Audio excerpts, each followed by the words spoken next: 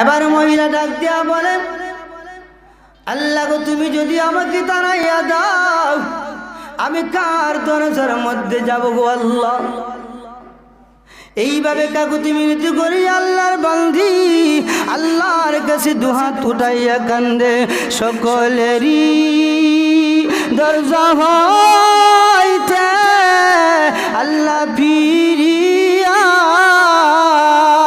আপনারই দরজায় রইলাম তাকাইয়া। আপনি যদি মাফ না করেন আল্লাহ বান্দারে, বলো না আপনার বান্দা যাবে কারো দ্বারে।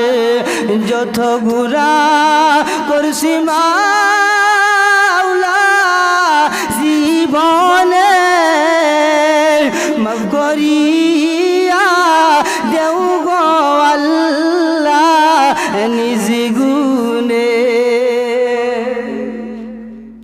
এই মহিলাটি এভাবে কন্দন করে আল্লাহর নবীর সাহাবী হযরতে আবু হুরায়রা রাত্রি যখন হয়ে গেল, যখন রাত্রিটা অতিক্রম হয়ে গেল, আবু হুরায়রা মসজিদে নববীর মধ্যে চলিয়া গেছে।